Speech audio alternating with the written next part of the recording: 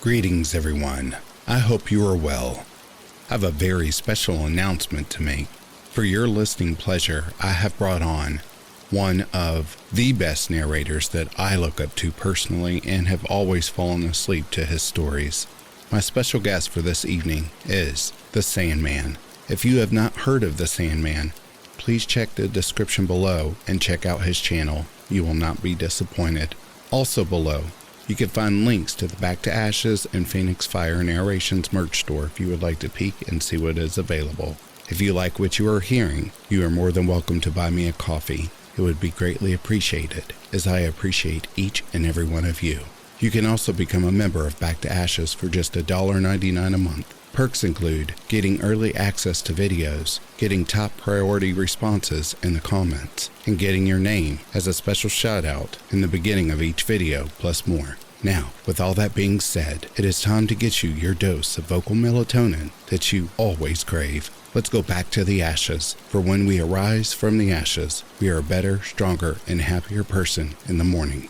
Sit back, relax, or tuck in and get warm, and let's enjoy these short, scary stories. Story number 2 and number 3 are true stories. Below the buried ruins of the Vatican necropolis, there's an intricate hive system of tunnels and bunkers that was constructed for archiving purposes and shelter in the likelihood of nuclear war. I was employed in the security unit underneath St. Peter's Basilica and had access to Vatican secrets. The secrets ranged from the skeletal remains of non-humanoid extraterrestrial life, to the third secret of Fatima, to the church's very own Black Book, to ancient and advanced technologies. One of the secrets involved a machine said to be built in the 1950s. It was created by a team led by a man named Father Ernetti. He was an Italian physicist, a respected historian, and a Benedictine monk. With the help of 10 other scientists, Father Ernetti built the chronovisor with the ability to see into the past and potentially the future. Stories came out about how Ernetti and his team had used the machine and witnessed the last days of Christ, including the Last Supper and crucifixion, that they'd witnessed firsthand, speeches by Napoleon in the early 1800s, and Cicero to the Roman Senate in 63 BC. But images from the chronovisor were leaked, and the conspiracy was easily debunked. What people don't know is that the chronovisor was a fabrication planted by the Vatican and spread to the public to misdirect attention away from any potential real leaks in the future of what they'd actually built. And the church's plan worked perfectly, as did the real invention. It was called the Tiresias device and could receive audio recordings of the future. It had a series of antennas and sensors that were able to pick up frequencies and wavelengths of every kind. What I understood was that it identified and decoded electromagnetic radiation left behind from past events.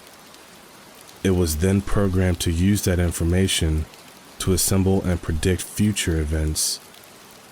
The data received is interpreted into sounds that were recorded at varying lengths.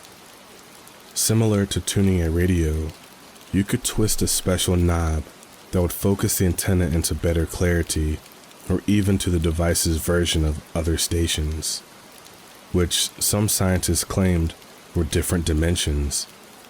In security footage, I'd seen the device used by priests and scientists many times over.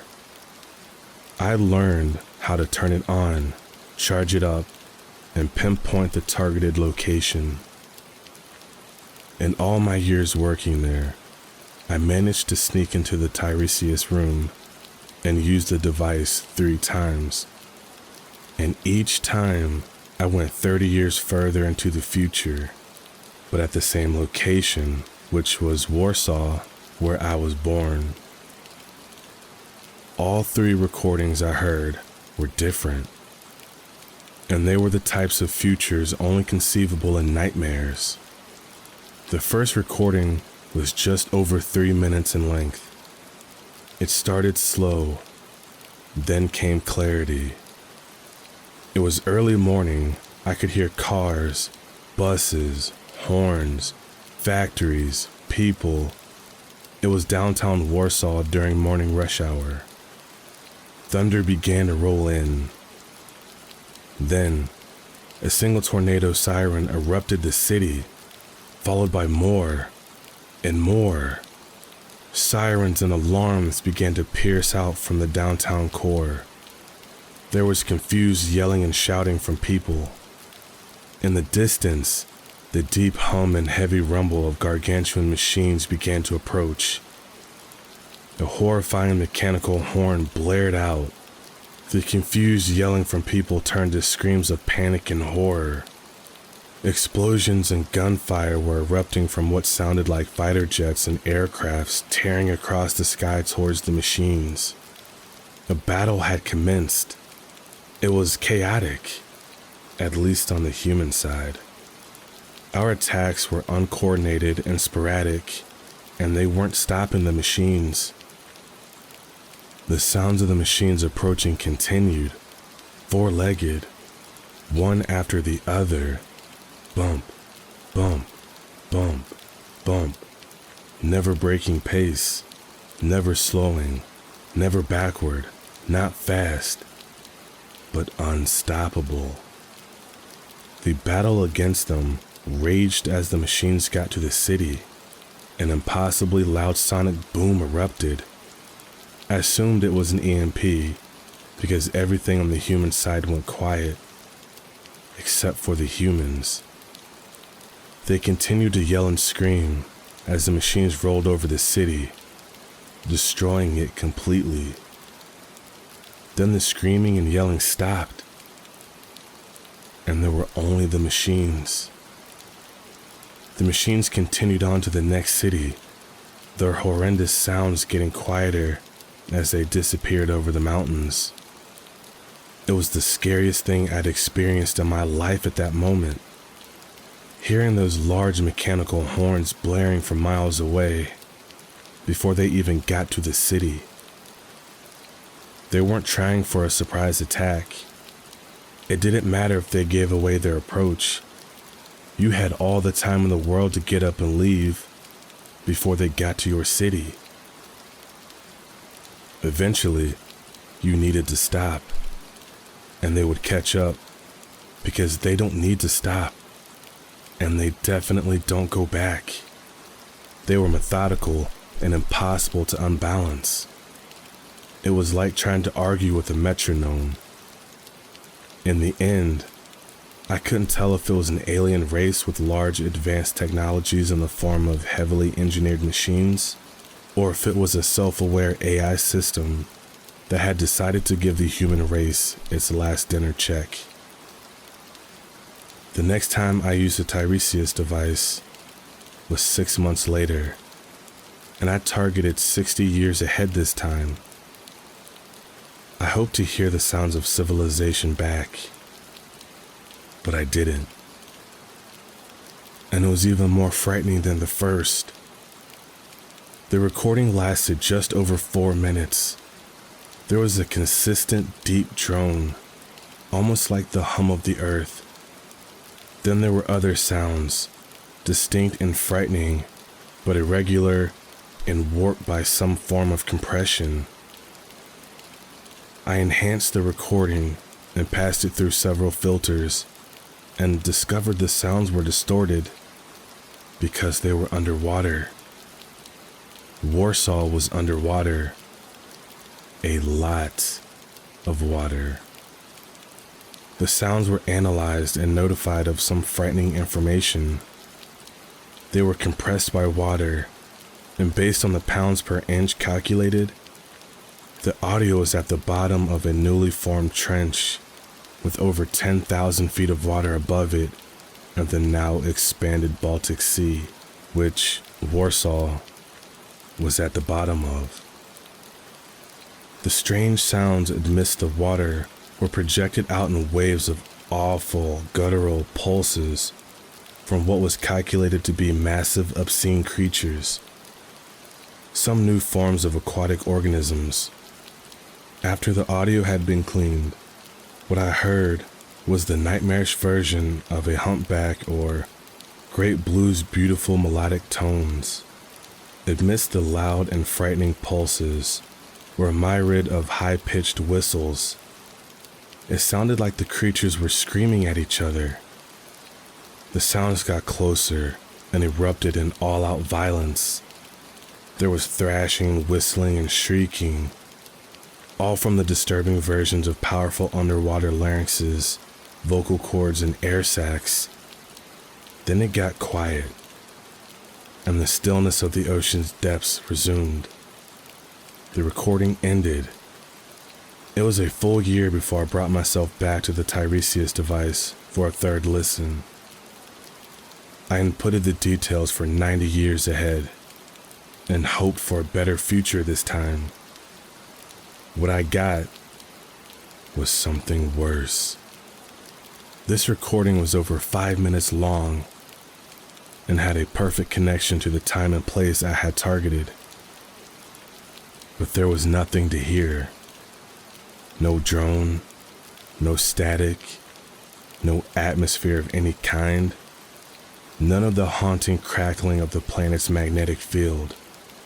There was nothing to clean up or run through filters. No pops or clicks to decipher, though I did all of that anyway, but received nothing back. Then the recording carried something more frightening than the bottom of the ocean. It carried the empty sound of space, the vast dark areas between stars and planets filled with nothing. My filters couldn't detect the hum of stars or planets nearby. It appeared there was nothing at all. Everything was gone. It was a terrifying thought that there was a point in not only our future, but likely the entire universe where it would all end. There would be nothing, not a void or an abyss, just nothing.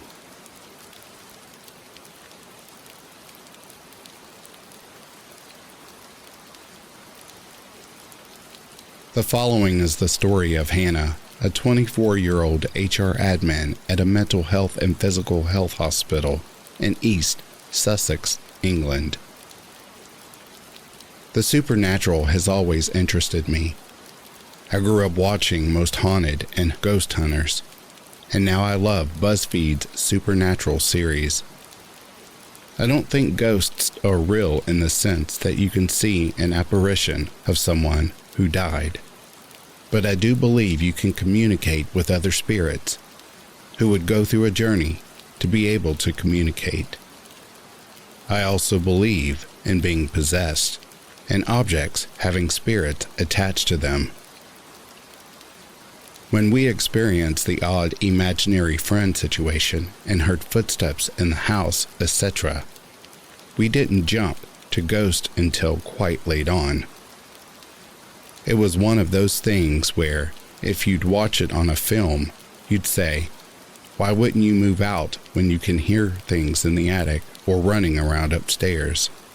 But we really didn't think much of it straight away.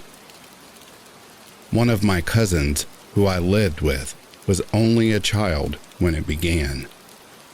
He was somewhat mischievous, but when he began to say, Bella Lucia made me do it, we were like, who? Bella Lucia was someone only my cousin Tom could see and talk to. Apparently, she was a girl who I think was about 5 years old. For context, when I was about 13, myself, my sister, and my dad moved into a bigger house with my auntie, uncle, and my 2 cousins, who were 3 and 5 at the time.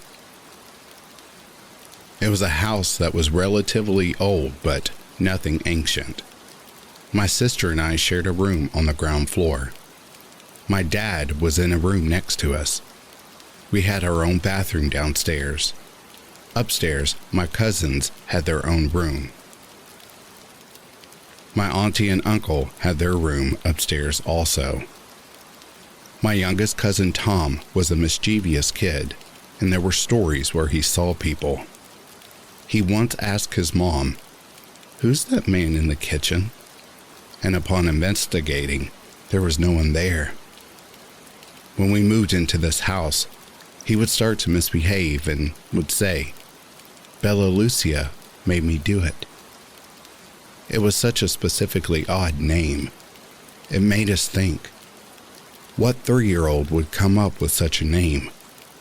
Then, my sister and I started getting random bruises and hearing noises that spooked us, but we hadn't put 2 and 2 together.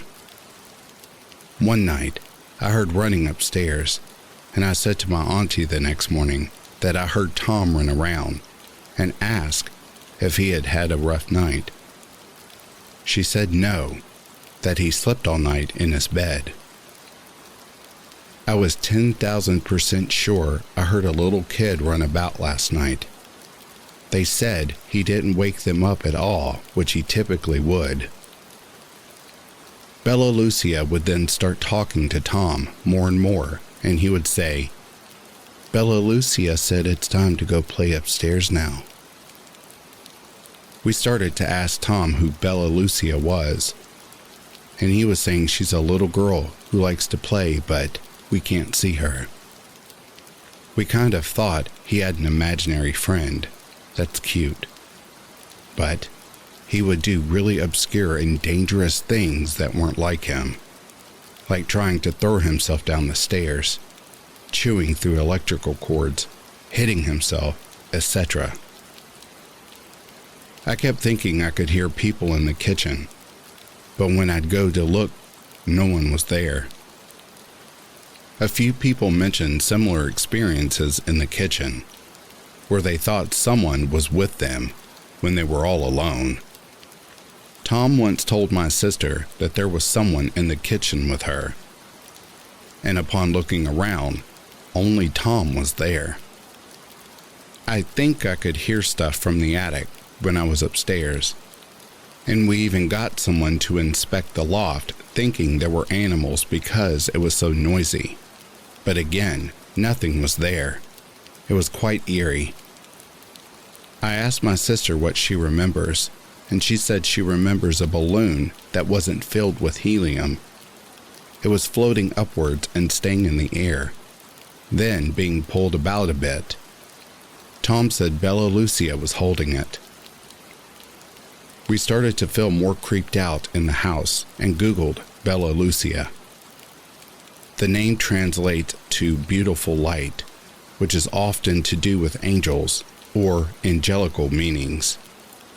We couldn't find anything too obvious other than a book called The Haunting of Bella Lucia. After we had that thought, we became terrified of Bella Lucia and who she'd ask my cousin to hurt next. It was minimal violence, not much a 3-year-old can do. We moved out a year or so after, and my cousin hasn't had any weird contact with Bella Lucia since. He doesn't remember a thing, which is normally weird because kids tend to not forget imaginary friends. It never got to the point where we were too scared to stay there. We kind of laughed about it. But when Tom turned creepy, we all would start to freak out a bit. We were worried about him being hurt. But he seemed to have a good pact with Bella Lucia. That would mean they'd play together and sometimes be naughty. I never thought about the fact that the next tenants might experience it, because I assumed that whatever it was attached to my cousin. I don't think I could live in a haunted house, but I'd love to experience it for a night in a properly haunted place. I always think, though, when you know what kind of ghost or experience to expect, you create the fear yourself, and every noise you hear you assume is a ghost. I think if I lived somewhere and it had a friendly spirit in there, I wouldn't mind. But the first sign of a paranormal activity moment, and I think I'd be out. Although that's easier said than done and would make a great viral video. Hannah's story is another example of not really knowing or understanding what is out there. More that one family member experienced the weird events. None more so than little Tom. If you have had experience with anything similar, please let us know. We'd love to hear your story.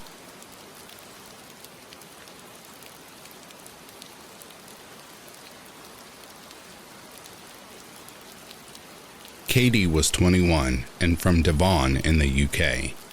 She had always been very open to the supernatural and believed that there had to be some sort of life after death. The following is Katie's account of a paranormal experience she experienced while living in a house that was once an old mill. The house we were living in was called the Old Mill. My parents and I moved there when I was 14. It was a covered mill that still had a water wheel on the side. It didn't move. It had been inactive for some time, along with all the cogs and workings of the wheel inside. It's been various different mills in its time: a sawmill, a paper mill, a flour mill. It was converted into a house in the 1950s. But the oldest parts of the house date back to the 12th century. I never really sensed anything when we first viewed the house. I just found the history of the building fascinating, and it was a beautiful house, so I was excited to move there. It was about 6 months later after we moved that a man first appeared to me in my bedroom. I remember the first time I saw him. I thought someone had broken in. I remember screaming and yelling to my parents, "There's someone in the house." But by the time they got there, he had vanished. We searched the house. Nothing. No signs of him. I was a bit freaked out for a while, and I thought maybe my mind was just playing tricks with me.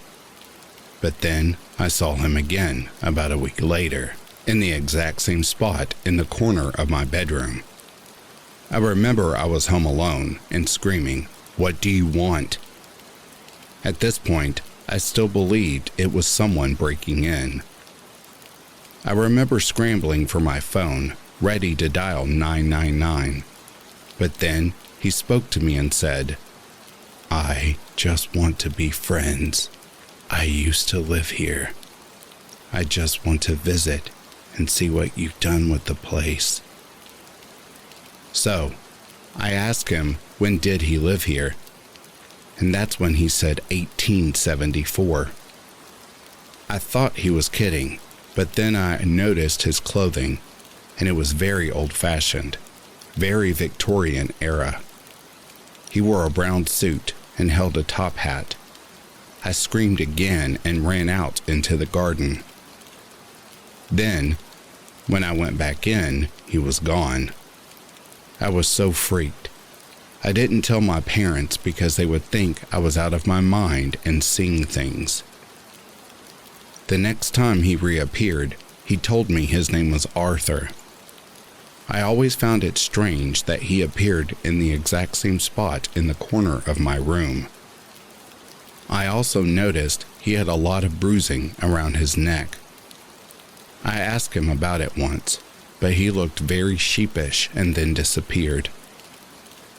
He didn't look that old, maybe his mid-40s. At the time, I was going through a rough spell with depression. He started appearing every time my head was in a dark place, and he started encouraging these negative thoughts and feelings. This is when I realized he wasn't just a spirit visiting somewhere he used to live. I felt he had caught on to the negative energy around me and encouraged it to make him stronger. This is when I told my parents. I think that they thought it was just voices in my head to do with my mental health. We sought medical help, but I felt that nobody took it seriously. That's when we decided we needed to move out of the house. The thing was, as soon as I left the house, it all stopped. He left me alone. The voices also stopped. That's how I knew I wasn't simply going mad or having some sort of episode. When I told him we were moving, he was very angry and told me, "You're mine." That's when the figure of two girls appeared. Every time they appeared, he would disappear. They were about the same age I was at the time, 15, maybe 16 years old. One of them spoke to me.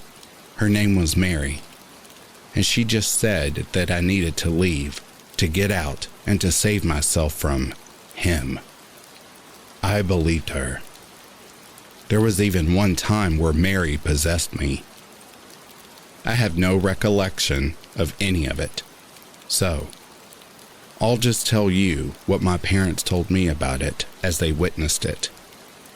I was lying in my bed crying, and they were there comforting me. Apparently, my body went stiff for around 5 to 10 seconds, and then I started talking, but it wasn't my voice at all. I was saying, "Get out, get out. You need to protect yourselves from him. Save yourselves." And then I had a coughing fit and came back to myself. When my parents and I eventually moved out of the house, it felt like a breath of fresh air, like a weight had been lifted off our shoulders. Luckily, the sale of the parents' business meant we could buy and move into a new house before selling the old mill. I'm very appreciative that we managed to do that, because I was just at the point where I needed to be out of the house. When we moved into our new home, we got to chatting to one of our neighbors, and it turned out that he was a medium. We told him all about all of our experiences with the old house, and he offered to go down there with one of his medium friends to see if they picked up on anything. Now, we didn't tell him all the details, but what he and his medium friend found out was amazing. It turns out, Arthur was a priest who lived there in the 1870s.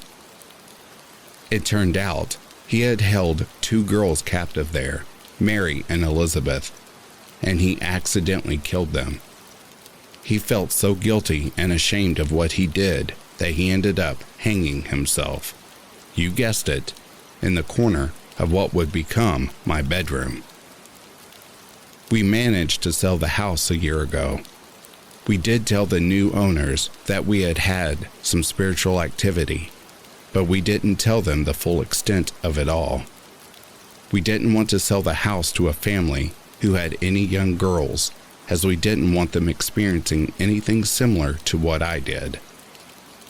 Luckily, it was a lovely elderly couple who bought it, and when we told them about it being slightly haunted, they thought it was rather splendid. I've now become very aware of the fact that I can sense spirits. Even in the home we live in, I sense my grandparents who passed away a few years ago. I wouldn't say I would never again live in a haunted house, because I feel all houses have history to them, even new builds, as there will be history to the land they're built on, just as long as the spirits are friendly and wish me no harm.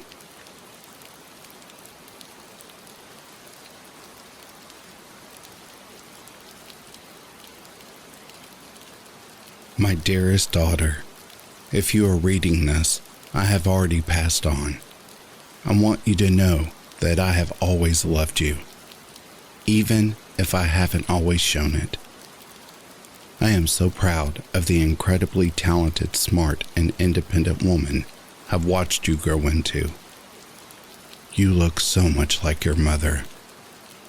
I know I told you that your mother died during childbirth, but that isn't true. As of writing this letter, she is still very much alive. I wanted to spare you the pain of knowing the truth. Therefore, I created a lie that would provide you with a sense of closure. I do not regret doing this, because the truth is far more horrifying. I do hope that you can forgive me, as I am about to burden you with the reality of the last 20 years. You see, your mother, Alyssa, is a killer. I met her at a party after finishing medical exams and was instantly drawn to her like a fly to a spider. She was a beautiful, charming, and seemed to have a dark side that I found more than a bit intriguing. We started dating almost immediately, and I fell head over heels in love with her. I introduced her to my parents, and they instantly loved her too, and soon our wedding was being planned. It wasn't long after we were married that she became pregnant with you, and I discovered just how deep her dark side really was. I had come home early from work at the hospital one night to find her standing over the body of a man in our kitchen. She was covered in blood from head to toe. I was so shocked that I could barely move. I'd seen a lot of death during my ER residency, but this was something else. She just calmly looked at me and said, "This is what I do when I'm bored, and you're absent for too long," before walking away. I knew then that I had married a very dangerous woman, and that my life would never be the same.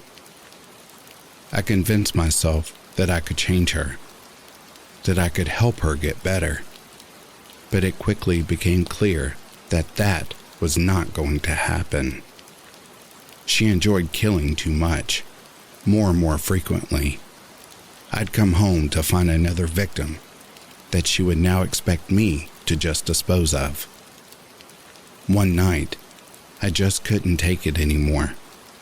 I did the only thing I could do to protect you and others. I locked her away in the basement. I couldn't bear the thought of her harming you or herself in prison.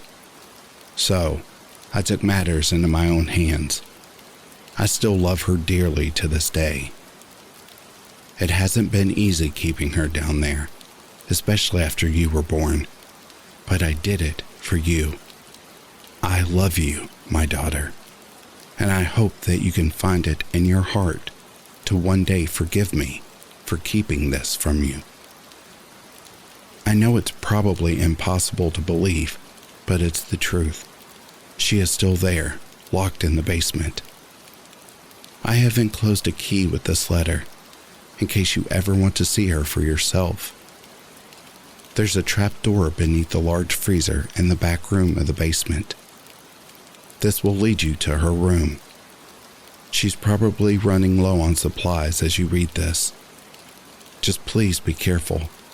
As meek and mild as she may seem, she really is a dangerous creature. I love you always, your father. At the end of the dark, narrow corridor dug into the ground under her father's house, Catherine stood before a large metal door. She could feel her heart pounding in her throat. She hesitated, her fingers trembling as she reached for the large, cold metal handle. She took a deep breath and whispered a silent prayer before slowly pushing the heavy door open.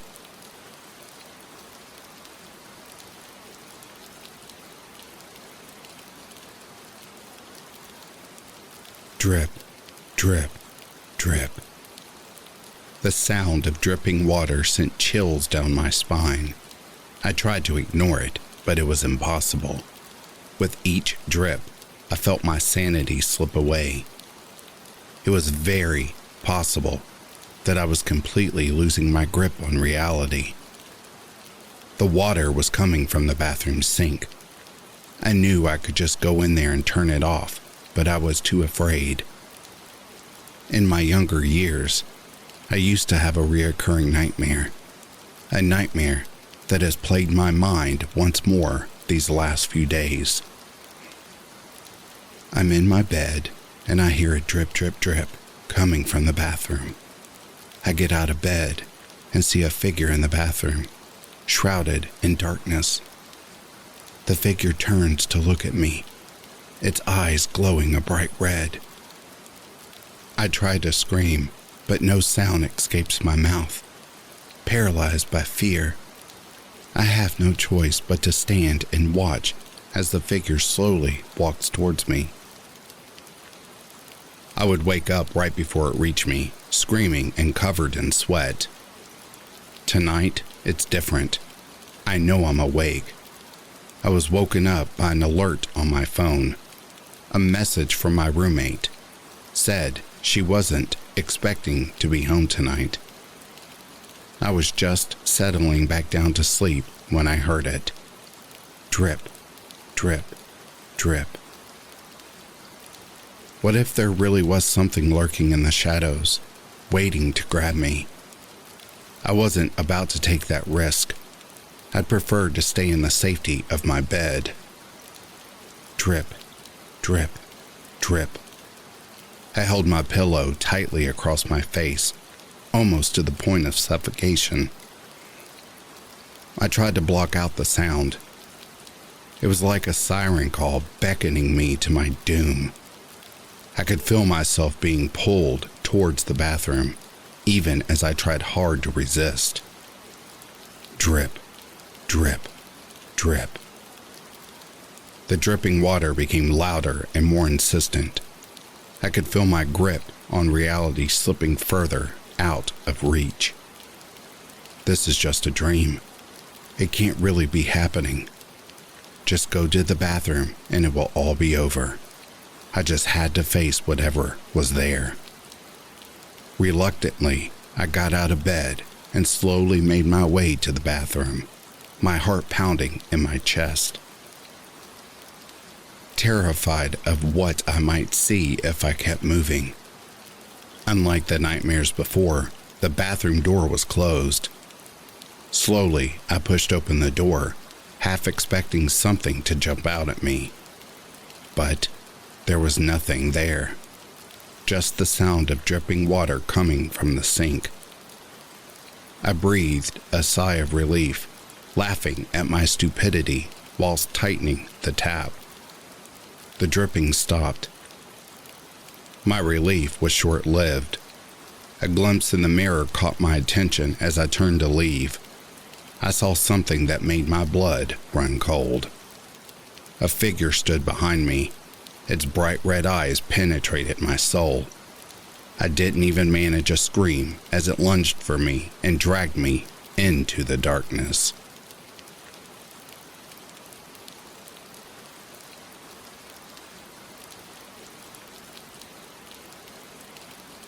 Have you ever had the feeling of being watched, only to turn around and not see anyone? A ghost-like presence staring down the back of your body, silently observing your every move. If only it was a feeling, but the truth is so much darker.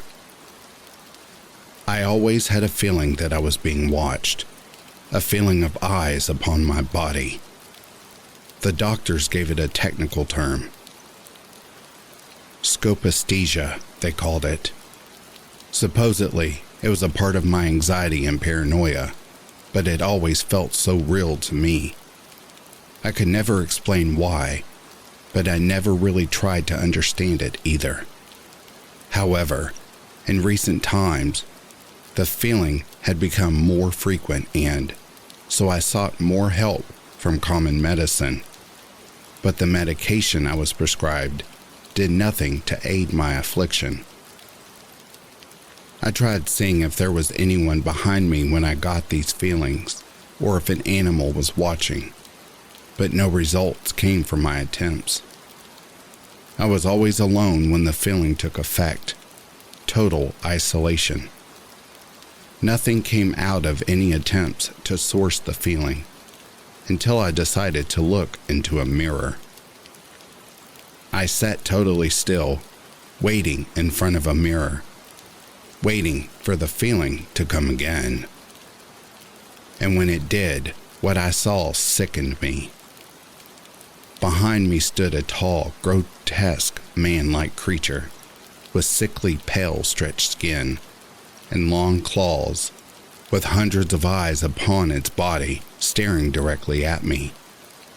Unfortunately, I made eye contact with one of its many eyes, and it stared directly into my very soul, and then in a blink, it was gone. Horrified by what I saw, I attempted to go to my computer and see if anyone had seen what I had. But as I made my way there, I saw it. In the distance was the creature. No longer did it stalk me from behind now that I was aware of its presence. Things had definitely changed, for as it came closer, I could smell it. The foul stench of rotting flesh and sulfur invaded my senses, and I only watched in despair as it neared my person.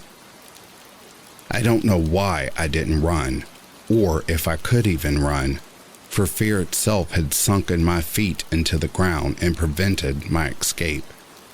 Nearer it came until it stood directly in front of me, its main eye larger than the rest, located where a mouth usually was, split open, and its elongated tongue came out and licked my neck.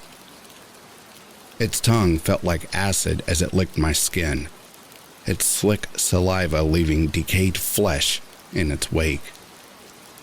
As I squirmed in its grasp, I could hear it chuckling as it took great mirth in my discomfort.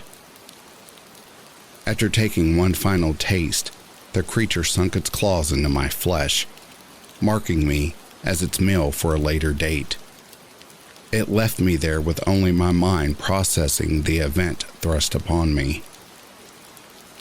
I know not how much time I have left until the creature comes to feast, for my death is most certain. Heed my warning and never look for the eyes that watch.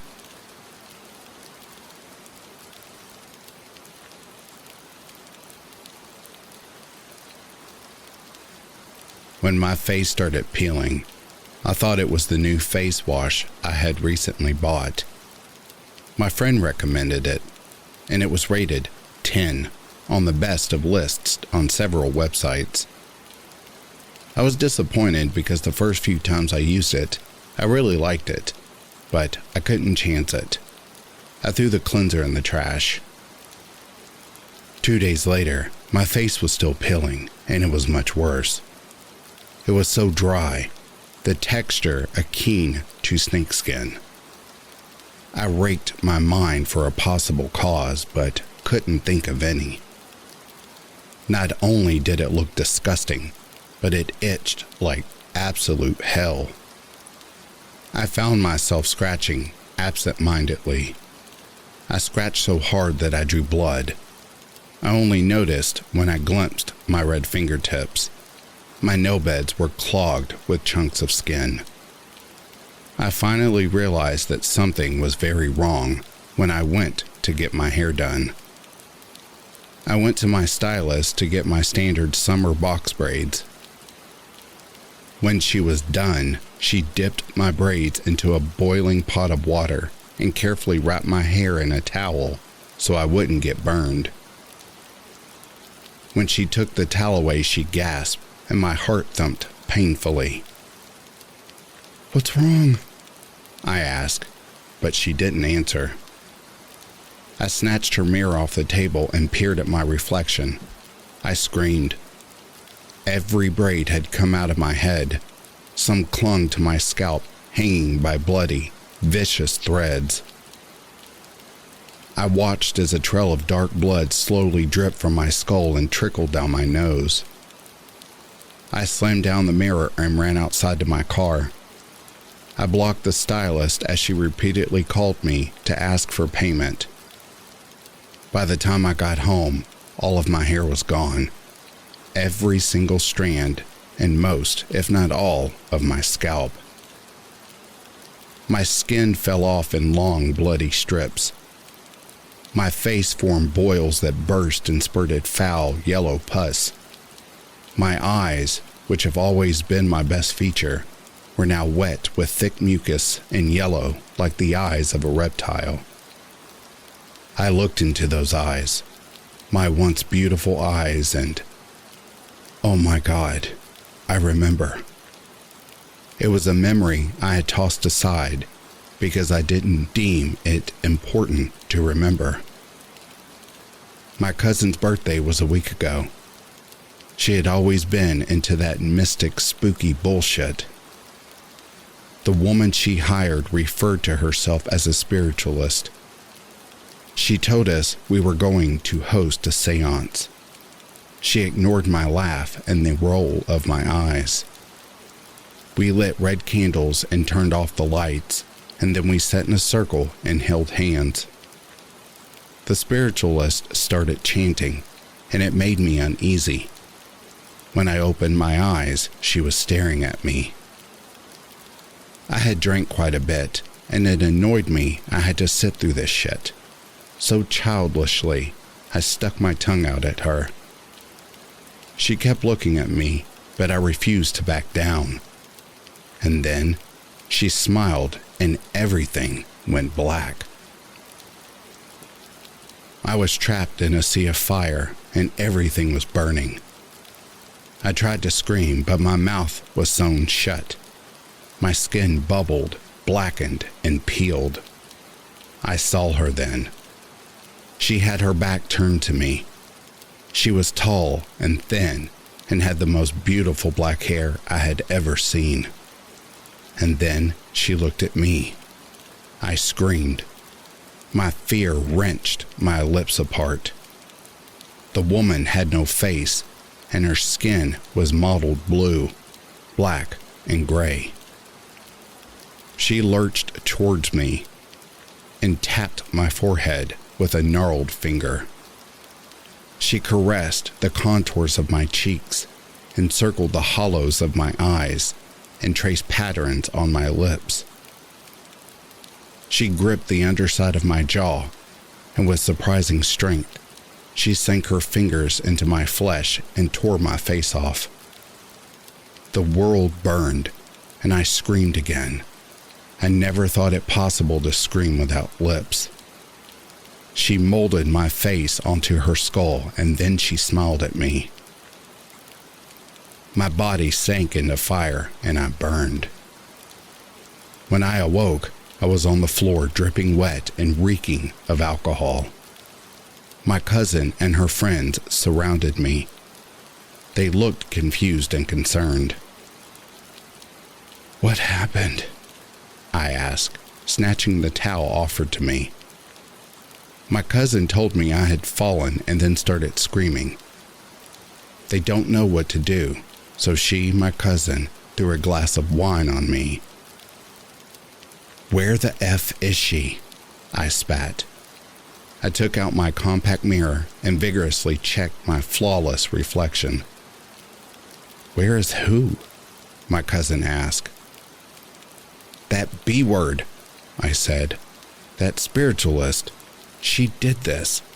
She did something to me." My cousin looked at me as though I were crazy. "There was no spiritualist here, Bree," she gestured to her friends. "Just us." She peered at me. "Are you sure you're okay? I think you might have drank too much." I pushed past her to grab another glass of wine. "No, the problem is I haven't drunk enough." So I drank more and I forgot. I forced myself to forget. I didn't believe in the supernatural. At least I never used to. But now I'm losing everything, so I believe. I believe some ugly demon bitch had taken my face and given me hers. Every time I look at my reflection, I cry. What else do I have if I'm no longer beautiful? I am not known for kindness. My personality does not win me friends. I have always been an indescribable beauty, the kind of beauty that countries go to war over. And now I am a monster because some jealous beast thing stole my effing face.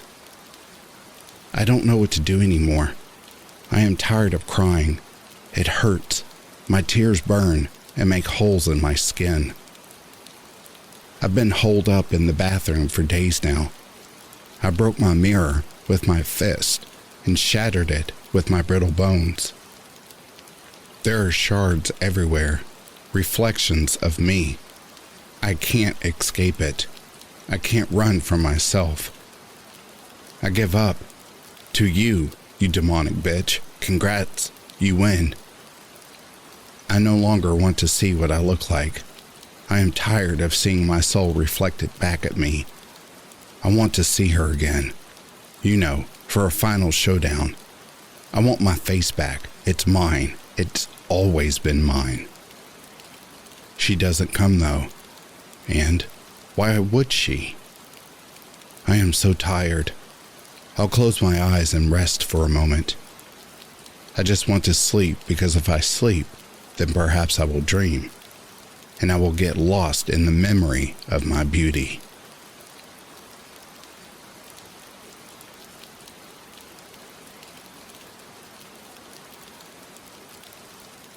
Audio log 492.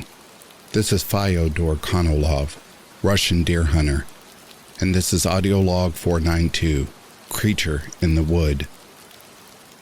One evening, when I was on my cabin's porch, scoping out for any deer along my dog Dimitri, I heard some kind of animal call. However, it was a call of an animal I haven't heard before. It wasn't an elk or anything I've heard before, so I went to investigate the strange call. And that's when the chaotic crap unraveled.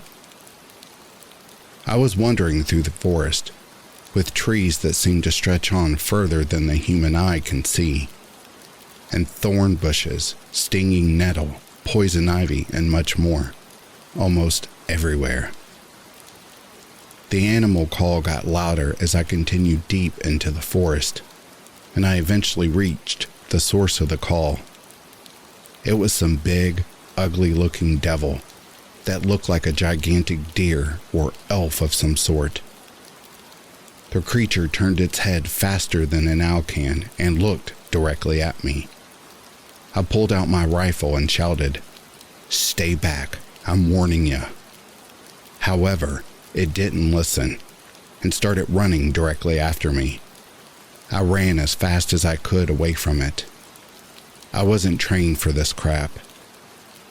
I ran back through the forest, through the thorn bushes, poison ivy, stinging nettle, etc.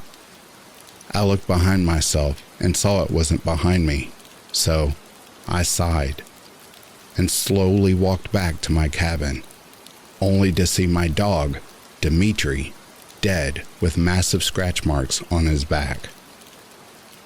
"What the F?" I shouted. "All right then, you mess with my dog, you'll have a word or two with my rifle. Do you hear me?" The monster emerged from the bushes and rushed right for me, to where I landed a shot right on his eye, and the creature collapsed right onto the ground, as it was now dead.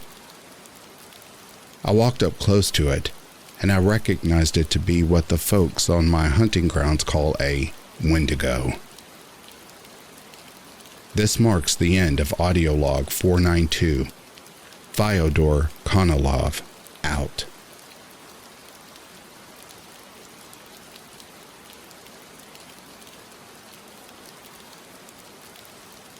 When I was little, I thought everyone's sight worked the same as mine. Everyone's eyes darted towards the newcomer in a room of stillness, or somebody's waving hand in a crowd. But I always assumed everyone shared the same reason for this. For some people, the instinct is part of some sort of survival mechanism, alerting you to something new and possibly dangerous. For me, it's because the faster something moves, the clearer I see it, My normal vision is a little below average, corrected with glasses. But if an object moves quickly in my field of vision, then I can see it in incredible detail. It never really came up, though, before the seizures. Everyone thinks they're normal until they're told otherwise, and I was no different. I got my first seizure on a school sports day. I was only just a teenager, and I'd heard of epilepsy, but nobody I knew had it. I collapsed and started shaking so fast I was almost vibrating, scaring my friend but terrifying me even more. I'd never tried moving quickly while staying in the same place before, and thanks to the seizure, I was finding out what that does to my vision. I saw the sports field in unbearable detail, and hidden beyond normal sight, there were these unfocused things that only lurked around the people who were upset. I looked at them, and I knew they saw me. There was no point in telling anyone. Normal people don't see things like that. So I kept it a secret, and it ate away at me as these things followed me into my adult life, feeding off the people around me. Most people I saw with one of these things talking to them were crying. The only two I saw touched by them, they didn't make it. Maybe that's why I married Jared in the end. I knew he didn't really love me, but if I attracted creatures like that, then I must be broken, surely. My seizures called them to me. It was like as soon as my head shook fast enough to see them, I was a beacon. They crowded me and fed off my bystanders, as I wondered when they'd finally finish me off. Until Jared slapped me, that is. The pain wasn't new, but usually I took it silently, so my squill earned contempt. Really? I barely touched you, you attention-seeking B-word. I understood then, and we have a lamp that is so broken that it can trigger my seizures.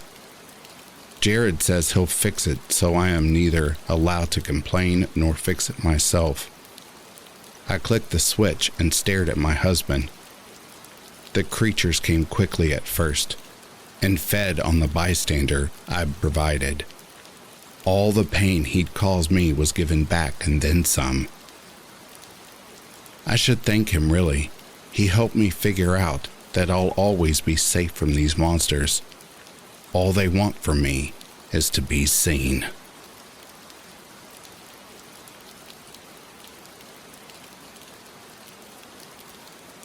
And that, dear listeners, is the end of these short, scary stories. I trust that you are sleeping well and Slumberland is treating you even kinder. If you are awake listening to these stories, I hope that you enjoyed. Until next time, I'll be reading to you soon. Have a good morning, good afternoon, or a good night.